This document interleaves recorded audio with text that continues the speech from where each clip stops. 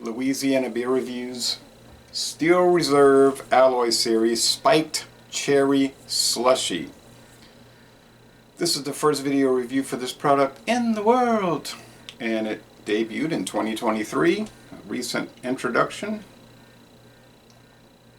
8% alcohol, and they're all 8% now. They did have the Tiki series up to 10, but they've lowered it to 8.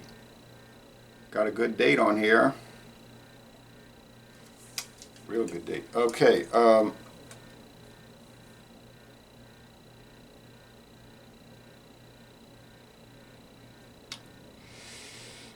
Let's see. Water, corn syrup, barley malt, yeast, hop extract, sucrose, that's table sugar, citric acid, natural and artificial flavor, certified colors, sodium benzoate, and potassium sorbate added for freshness. Well, and here's the legal disclosure: malt beverage with artificial flavor and certified colors, food coloring. 5 ounces is the serving.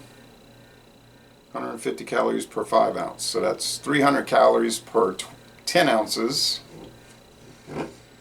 So it's a high caloric malt beverage. What is a malt beverage?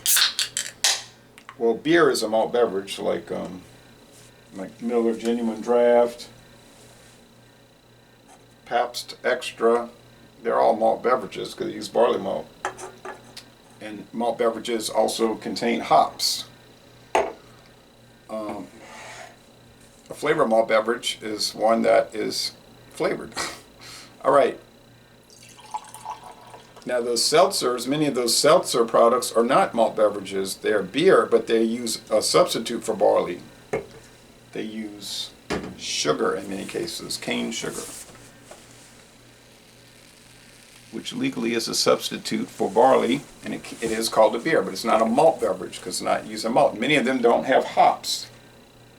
So you can make a beer without hops if it's a sugar beer or a carrot beer or sweet potato beer.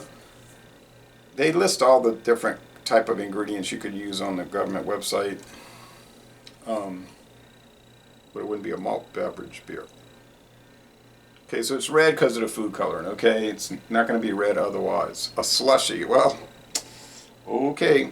If I'd have left it in the freezer long enough, it would have been a true slushie. Like the Jim Beam strawberry that I had. It smells like these things you buy at the convenience store, the slushies. Icy is one. And I think another brand is called Slushie, right? I think. Hush Puppy, Slushie, I don't know. I don't drink those kind of things. I just know around here it's icy. I-C-E-E.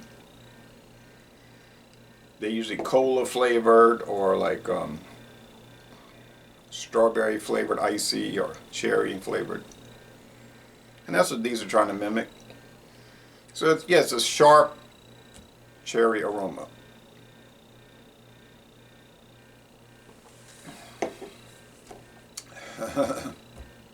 Tastes just like those things.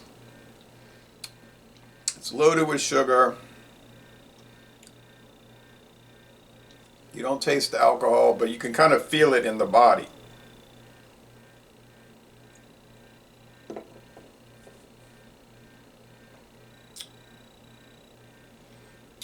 It's got the tartness, very tart, like a cherry, a sour cherry.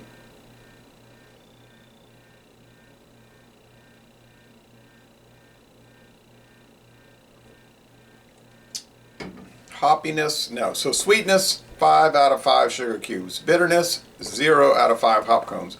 Now just because they have hops, hop extract, hop pellets, whatever the companies choose to use, this one or what I said, hop extract or whole cone, fresh hops that you never would see in this product. It doesn't mean you have to use very bitter hops. They could comply with the legal requirements of being a malt beverage and just add maybe aroma hops, some that have virtually no bitterness.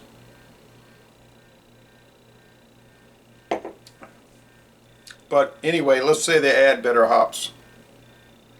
The way they process these drinks, or process them if you live in Canada, it's almost like it undergoes like a distillation process where the beer is turned into a vodka-like substance. Odorless, colorless, highly filtered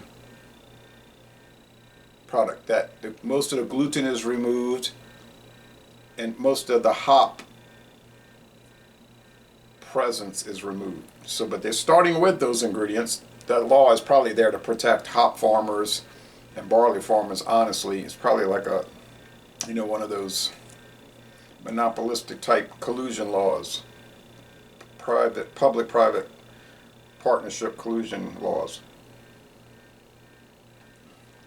So then they get this beer base, odorless, colorless, flavorless. In the liquor world, it would be a vodka base or grain neutral spirits base. Then the flavor comes from what they're adding to it. In this case, artificial cherry flavoring and cherry flavoring, natural cherry flavoring, or some kind of natural flavoring. Okay? They really don't want the beer to taste like anything. If they're making blended scotch, they want the flavor to come from the single malt whiskeys added in. If it's American blended whiskey, they want the flavor to come from the straight whiskey they're adding, the up to 20% or more straight whiskey that they're adding.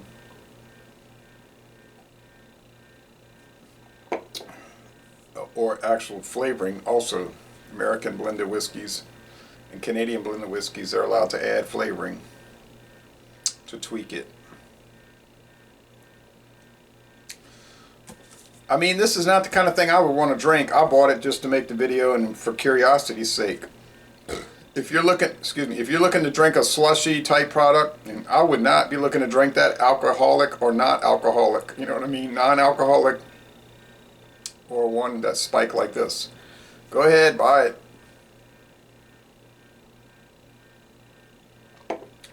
As with the rest of the Alloy series, they did a great job. It tastes like one of those things, and I don't see why it wouldn't be worth a score of deserving a score of, let's say A minus, 91 out of 100, 9.1 out of 10. It's excellent for what it is, even though I more or less hate what it is. But I like the new label design for all of their Alloy series. And that makes sense. The Alloy series. It's an alloy. It's beer and flavoring mixed for each of the products. Whereas the 211 standard, either the 6% or if you find the 8%, it's not an alloy. It's a pure beer. No flavoring or coloring added. Oh, what anyway? Woo, the sweetness, yikes. Yeah, I think they should come out. Well, they're gonna come out with more flavors. They did the orange, tastes like orange drink. Now they got the cherry slushy. I think they should come out with a banana. Well, there's the air conditioner coming up. Banana. They should come out with like a nut flavor, like pecans.